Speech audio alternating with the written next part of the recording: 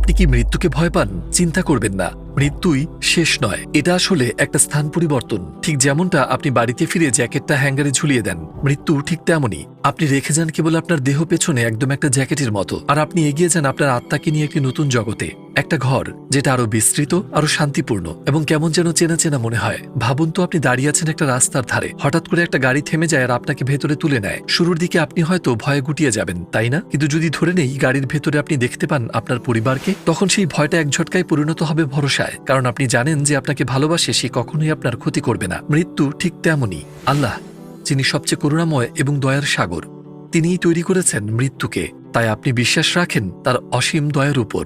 তাহলে মৃত্যু আর ভয়ের কিছু নয়, বরং একটা প্রশান্তি। এটা কোনো অন্ধকারে ঢাকা শেষ কিছু নয়, এটা হলো উজ্জ্বল একটা পুনর্মিলন। এই দুনিয়া শুধু একটা অস্থায়ী বিরতি, মৃত্যু হলো আপনার আসল ঠিকানায় ফিরে যাওয়ার টিকিট।